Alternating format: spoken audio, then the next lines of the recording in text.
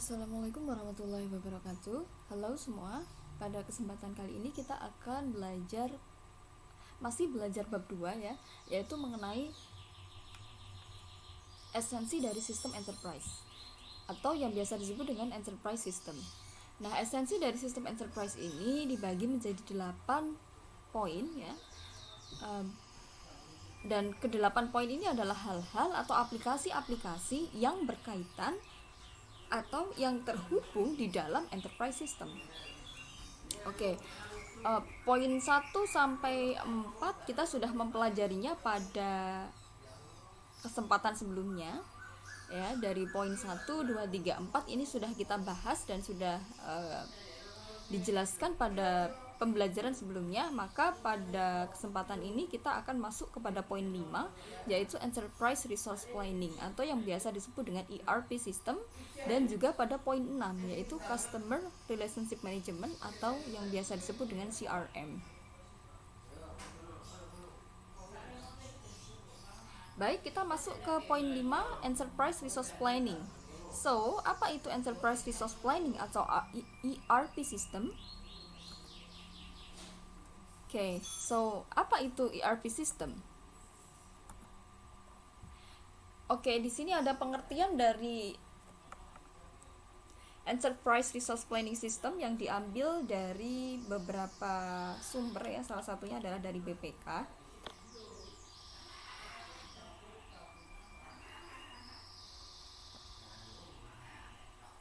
ERP atau Enterprise Resource Planning adalah suatu software yang mengintegrasikan atau menghubungkan perencanaan.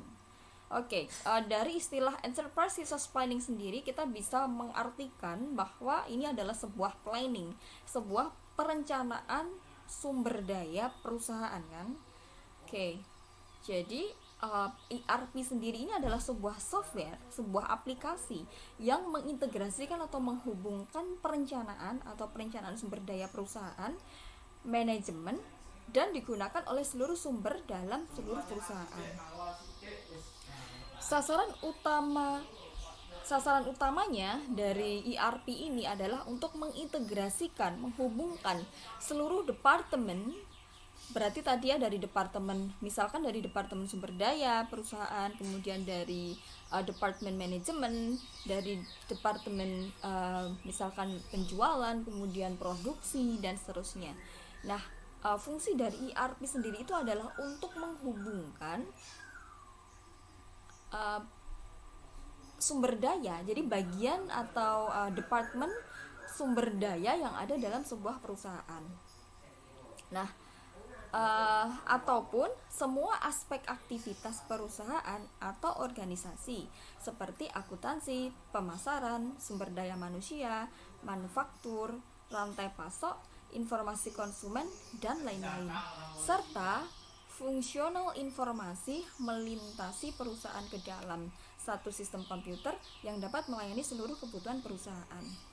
Oke, jadi dari sini kita bisa memahami ya bahwa ERP atau Enterprise Resource Planning itu berfungsi untuk mengintegrasikan atau menghubungkan. Jadi dia adalah sebuah aplikasi atau sebuah software yang berfungsi dalam membantu menghubungkan seluruh departemen yang ada dalam perusahaan, baik berupa departemen akuntansi atau yang berkaitan dengan keuangan, kemudian pemasaran atau marketing ya, sumber daya manusia, manufaktur, produksinya gitu ya, kemudian rantai pasok, informasi konsumen, dan lain-lain, serta fungsional informasi yang melintasi perusahaan ke dalam satu sistem komputer.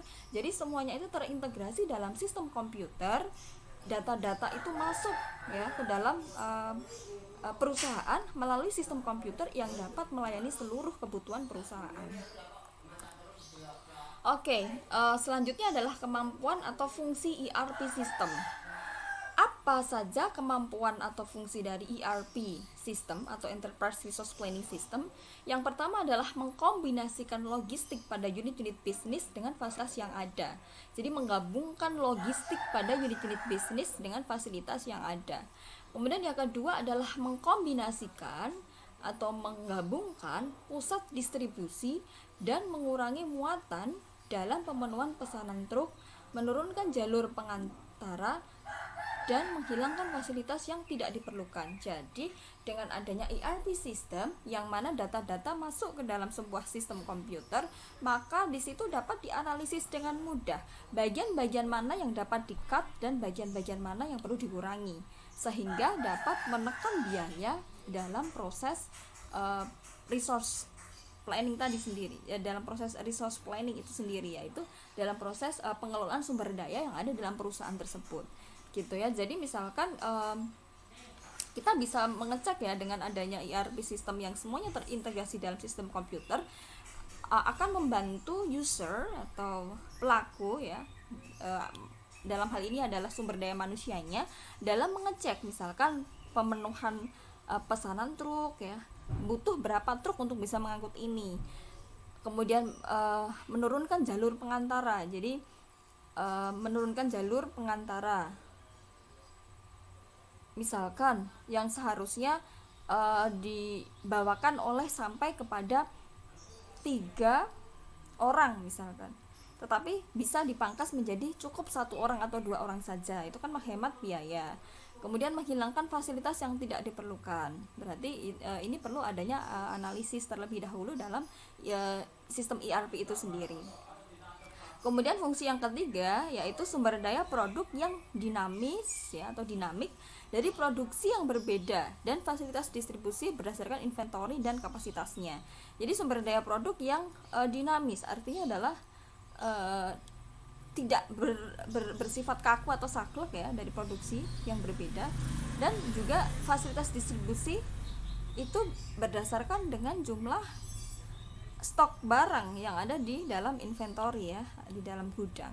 Jadi semuanya dapat dicek ketika ingin mendistribusikan suatu produk ke beberapa tempat ya, maka dapat dengan mudah mengecek ya dari data gudang yang sudah masuk ke sistem ERP. Kemudian selanjutnya adalah membagi pelayanan untuk produksi. Nah, dengan menggunakan sistem aplikasi atau software yang berupa enterprise resource planning ini dapat membantu pengadaan atau dapat membantu untuk mengetahui data pada sumber daya yang ada dalam perusahaan ya. Kemudian khususnya ini dapat membantu dalam membagi pelayanan untuk produksi. Jadi kita bisa mengetahui berapa jumlah bahan baku yang tersedia untuk 5 bulan ke depan atau 1 tahun ke depan. Kemudian membagi pelayanan untuk produksi.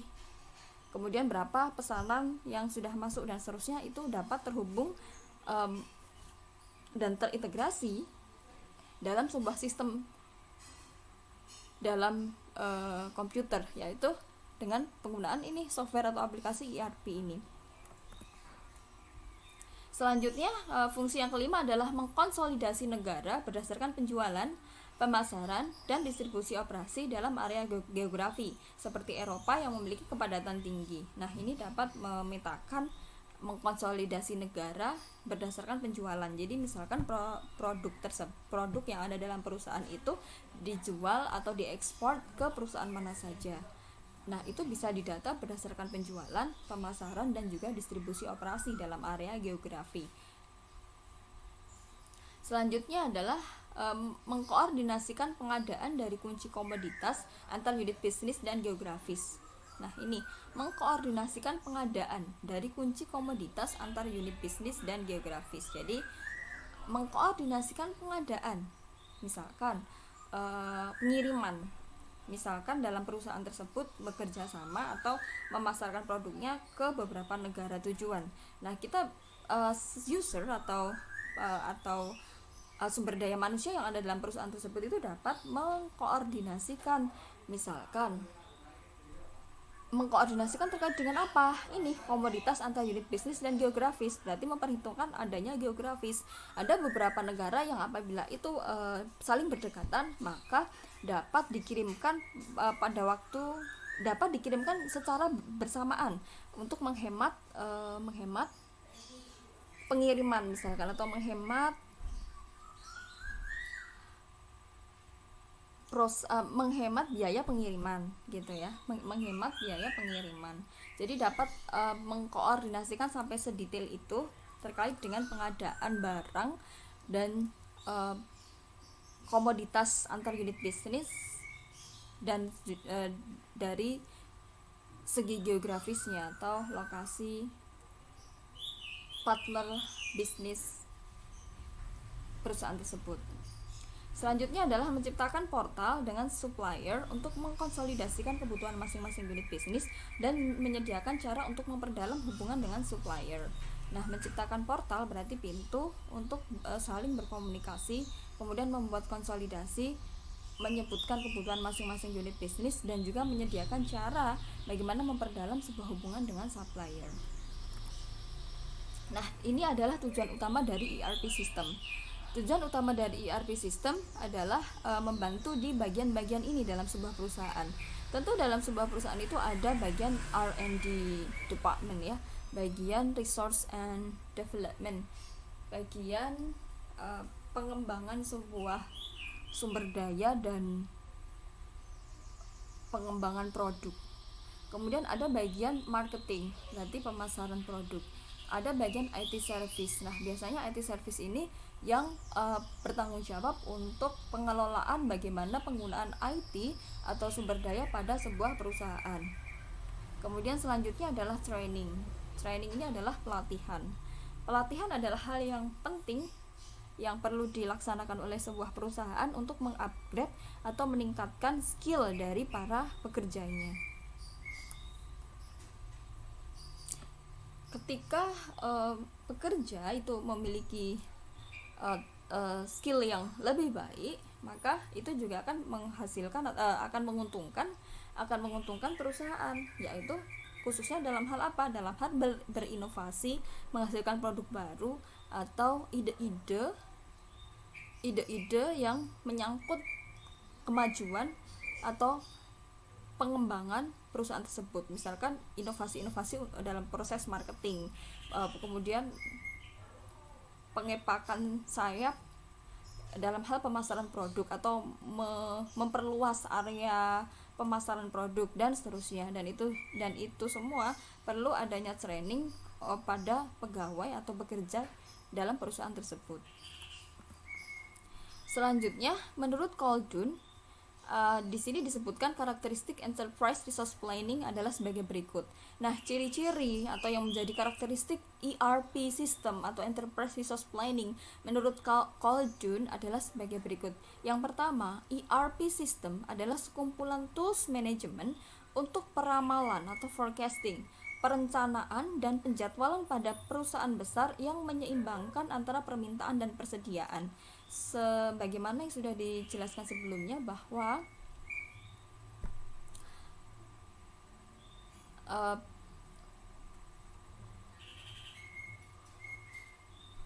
fungsi dari ERP system ini sendiri adalah untuk mengintegrasikan berbagai departments, artinya berbagai departments yang berhubungan dengan resource atau sumber daya perusahaan. Nah, dalam hal ini berfungsi untuk menyeimbangkan antara permintaan dan persediaan. Jadi mengecek antara berapa permintaan dari customer yang masuk dan juga persediaan yang ada atau resource sumber daya yang ada di dalam perusahaan tersebut yang tersedia. Kemudian yang kedua, berisi kemampuan untuk menjembatani customer dan supplier dalam rantai pasok yang lengkap atau complete supply chain. Oke, jadi menjembatani komunikasi antara customer dan juga supplier dalam rantai pasok yang lengkap.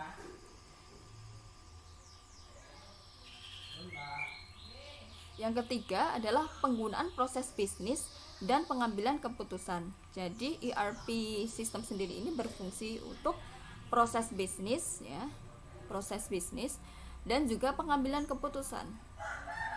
Berfungsi untuk proses bisnis dan juga pengambilan keputusan yang sudah teruji dan menyediakan integrasi lintas fungsional dengan derajat tinggi, meliputi penjualan, pemasaran, proses manufaktur, operasi, logistik, pembelian, keuangan, pengembangan produk baru dan sumber daya manusia. Jadi sebagaimana yang sudah disebutkan sebelumnya pada slide sebelumnya, bahwa hal yang paling utama atau pokok dari ERP system yang pertama adalah yang berkaitan dengan R&D department.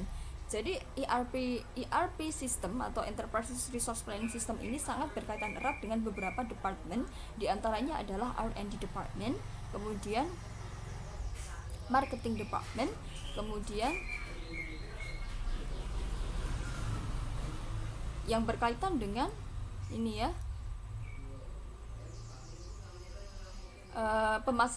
marketing, pemasaran, kemudian production ya. Production tadi sudah masuk kepada R&D, kemudian pada pembelian berarti selling, dan juga financial. Oke, kita cek ya. Nah, di sini paling utamanya adalah R&D department. Ini tadi sudah termasuk ini, sudah R&D department itu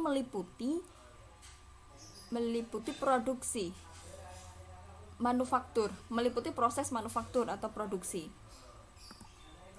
Marketing berarti meliputi pemasaran ini. Selanjutnya adalah IT service. IT service ini meliputi bagaimana pengelolaan sebuah penerapan teknologi informasi dalam sebuah perusahaan. Oke. Ya, salah satunya adalah operasi. Jadi, untuk ini ya, untuk R&D tadi yang bisa dimasukkan ke dalam R&D itu adalah manufaktur, proses manufaktur, dan pengembangan produk baru dan sumber daya manusia. Itu bisa masuk ke situ. Kemudian untuk marketing, aktivitas yang bisa masuk adalah pemasaran. Ya, termasuk penjualan ya, pemasaran, keuangan, dan seterusnya. Kemudian untuk IT service, ini lebih kepada penggunaan teknologi informasi dalam sebuah perusahaan. Salah satunya adalah membantu dalam proses operasi.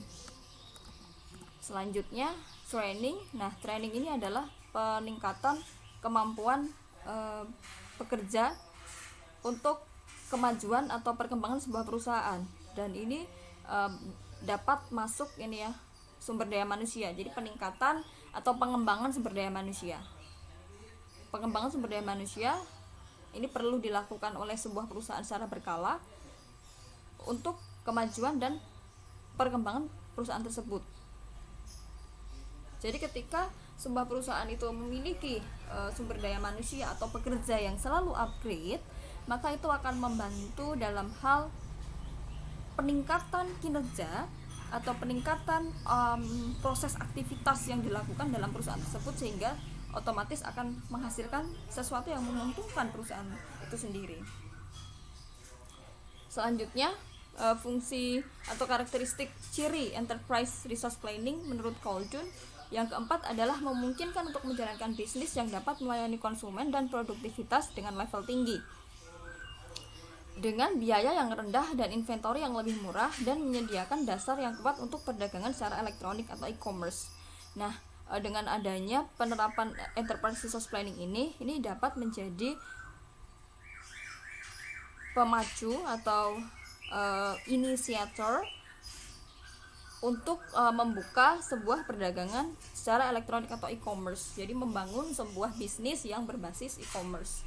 Kemudian yang kelima, ciri atau karakteristik ERP yang kelima menurut Khaldun adalah mampu mengembangkan perencanaan dan penjadwalan yang berkaitan dengan sumber daya manusia, material, mesin, dan lain-lain. Nah, fungsi utama dari sebuah enterprise system, di dalamnya ada ERP, ada Enterprise Resource Planning, itu adalah untuk saling mengaitkan antara satu bagian dengan bagian yang lain. Nah, fungsi keterkaitan tersebut adalah untuk memudahkan dalam memahami antara perencanaan, penjadwalan, dan khususnya berkaitan dengan sumber daya manusia itu sendiri, sumber daya bahan atau produksi atau material, kemudian sumber daya mesinnya seperti apa, dan lain-lain. Karena ERP sendiri ini adalah berkaitan dengan resource planning atau perencanaan sumber daya.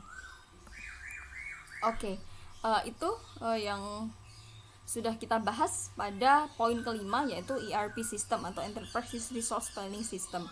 Sekarang kita masuk yang poin 6, yaitu Customer Relationship Management atau yang biasa disebut dengan CRM. Oke, Customer Relationship Management. Apa itu CRM? Di sini ada beberapa pengertian menurut ahli ya. Menurut ini diambil dari Schiffman, dan yang kedua adalah diambil dari sebuah website barantum.com. Oke, CRM atau Customer Relationship Management, menurut Schiffman, CRM ini menekankan bahwa cara perusahaan dalam membina relasi dengan para pelanggan ya. Oke, saya ulangi. Jadi menurut Schiffman, CRM atau Customer Relationship Management itu adalah sebuah cara perusahaan dalam membina relasi dengan para pelanggan dengan tujuan memelihara kesetiaan dan komitmen pelanggan untuk tetap menggunakan produk perusahaan yang bersangkutan. Kalau tadi kita bicara ERP system atau Enterprise Resource Planning System, itu adalah berkaitan dengan sumber daya yang ada dalam sebuah perusahaan, mengaitkan antara satu sumber daya dengan sumber daya yang lain.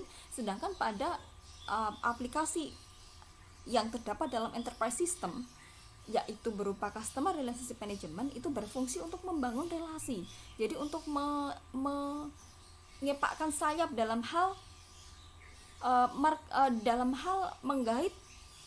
menggait customer baru ataupun memelihara customer yang lama. Nah, dalam hal ini adalah membina relasi, membina hubungan dengan para pelanggan yang sudah ada dengan tujuan memelihara kesetiaan dan komitmen pelanggan untuk tetap menggunakan produk perusahaan yang bersangkutan.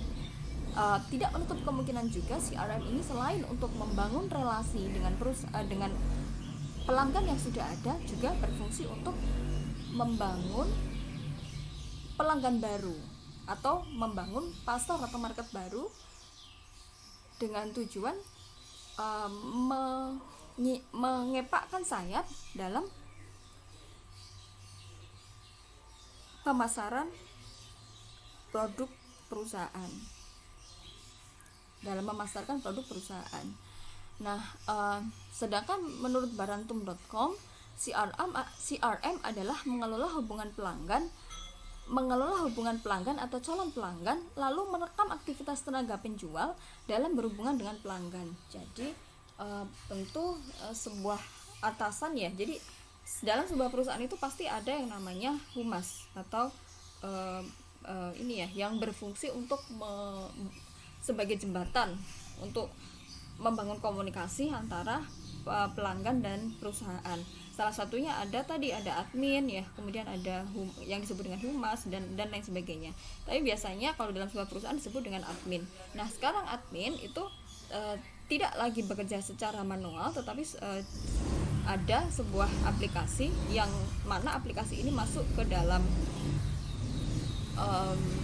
enterprise system ya, yang berfungsi untuk mengelola hubungan pelanggan, baik itu pelanggan lama ataupun pelanggan baru, dan juga dapat merekam aktivitas apa saja yang dilakukan oleh admin terhadap atau apa saja yang dilakukan oleh admin ya, khususnya dalam aktivitas bisnis, dalam aktivitas penjualan barang dengan pelanggan gitu. Jadi aktivitasnya apa saja, komunikasi yang dilakukan apa saja, bagaimana cara admin menjelaskan produk ini ke pelanggan sehingga pelanggan tertarik untuk membeli dan seterusnya. Nah, ini rekapan pembicaraan elektronik ini dapat direkam ya oleh CRM sistem, dan ini dapat dievaluasi ke depannya. Jadi pasti sebuah perusahaan ketika melakukan sebuah aktivitas pada periode waktu tertentu akan melakukan sebuah evaluasi. Nah, dengan adanya aplikasi atau software CRM ini dapat membantu rekam jejak apa saja yang sudah dilakukan oleh admin dalam hal pengelolaan hubungan dengan pelanggan.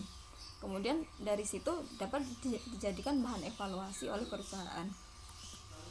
Oke, selanjutnya adalah profesional penjualan dapat melacak hal berikut menggunakan aplikasi CRM. Jadi selain daripada untuk membangun sebuah relasi atau hubungan atau untuk mengelola komitmen atau loyalitas pelanggan terhadap produk perusahaan, selain itu CRM juga berfungsi lain. Misalkan CRM itu dapat mengcapture atau menyimpan data dari pelanggan. Apa saja itu data yang dapat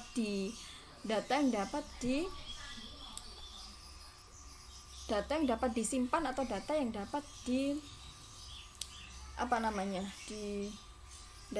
disimpan atau data pelanggan yang dapat disimpan atau data pelanggan yang dapat direkam oleh aplikasi CRM ini. Yang pertama adalah kontak.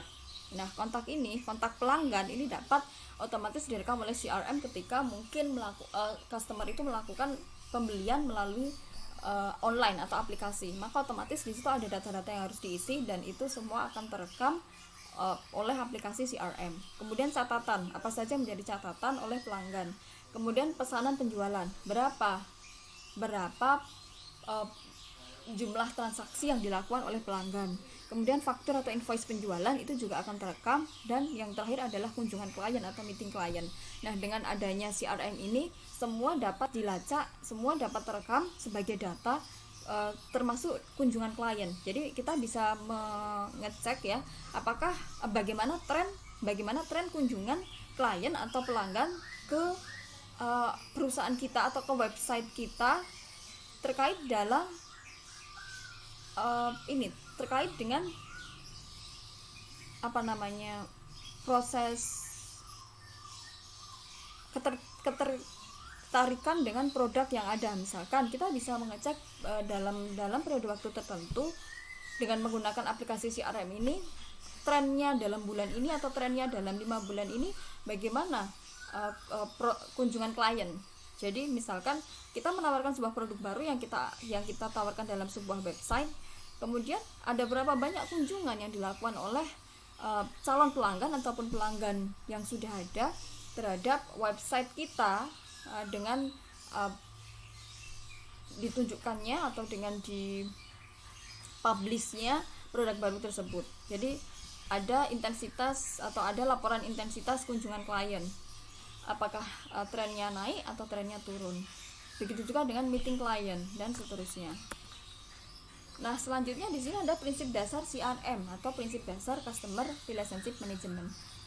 Prinsip dasar ini diambil dari sebuah web ya, hestantoweb.id.com, hestantoweb.id/CRM, bahwa prinsip CRM atau Customer Relationship Management terletak pada kemauan bisnis untuk meningkatkan loyalitas dan kepuasan pelanggan tanpa menambah beban biaya dan waktu.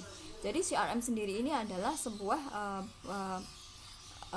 aplikasi ya, atau sebuah software yang berfungsi untuk mendorong bisnis dalam meningkatkan loyalitas dan kepuasan dengan pelanggan. Jadi dari istilah yang ada, Customer Relationship Management berarti hubungannya adalah dengan pelanggan, terkait dengan loyalitas dan juga kepuasan pelanggan tanpa menambah beban biaya dan waktu. CRM adalah integrasi atau adalah saling keterkaitan semua data bisnis pelanggan ke dalam suatu sistem sehingga mempermudah perusahaan dalam hal mengolah, mengidentifikasi dan menjaga hubungan dengan konsumen. Nah, otomatis dengan menerapkannya CRM dalam sebuah perusahaan itu akan membantu merekam data-data pelanggan yang masuk. Nah, sehingga itu dapat dijadikan perusahaan sebagai bahan evaluasi, menganalisis dan mengidentifikasi kebutuhan apa yang sekiranya perlu diformulasikan atau dirumuskan oleh perusahaan dalam hal kemajuan perusahaan tersebut. Kemudian selanjutnya, dengan demikian dapat dilakukan pemetaan dan pelaksanaan pemasaran dengan efektif dan efisien yang sesuai dengan tujuan organisasi atau perusahaan. Nah, dengan data-data yang sudah masuk dalam CRM tersebut, data-data pelanggan yang sudah masuk ke dalam CRM itu dapat digunakan untuk mengolah, mengidentifikasi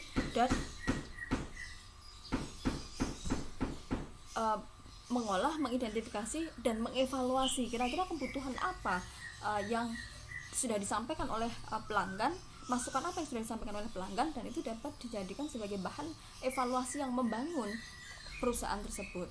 Nah, sehingga dengan adanya data-data tersebut itu juga dapat digunakan untuk memetakan pemasaran sesuai dengan target marketnya, sesuai dengan misalkan usianya, sesuai dengan kebutuhan dari si pelanggan ataupun calon pelanggan dan lain-lain. Jadi dengan adanya data tersebut itu dapat digunakan untuk memetakan target market. Nah, selanjutnya ada tujuan dan manfaat dari CRM. Tujuan dan manfaat dari CRM yang pertama adalah menggiring loyalitas pelanggan. Jadi dengan adanya CRM ini dapat membantu mengakomodir atau mengakomodasi kebutuhan-kebutuhan dari pelanggan, dan tentu ini akan mempertahankan loyalitas pelanggan terhadap produk perusahaan, produk sebuah perusahaan. Kemudian yang kedua adalah mengurangi biaya. Nah, penjualan dan pelayanan yang lebih murah dalam sebuah skema program pemasaran yang spesifik dan terfokus. Jadi penjualan dan pelayanan itu akan lebih murah, khususnya dalam sebuah skema program pemasaran yang spesifik dan terfokus, tertuju ke pelanggan yang tepat dan pada waktu yang tepat pula. Misalnya pemanfaatan website. Nah, sudah dijelaskan sebelumnya bahwa ketika pelanggan itu melakukan pemesanan produk ke sebuah perusahaan, tentu akan ada form yang harus diisi, akan ada data-data yang harus diisi. Nah, data-data itu akan secara otomatis terekam oleh CRM atau Customer Relationship Management, yang itu fungsinya adalah untuk salah satunya adalah untuk memetakan pemasaran yang lebih spesifik dan terfokus, sehingga lebih membantu perusahaan untuk menekan biaya pemasaran.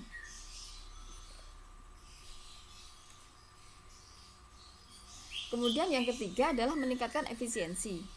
Penggunaan teknologi website dan call center misalnya akan mengurangi hambatan birokrasi dan biaya serta proses administrasi yang mungkin timbul. Nah, dengan penggunaan website dan call center itu semua adalah memanfaatkan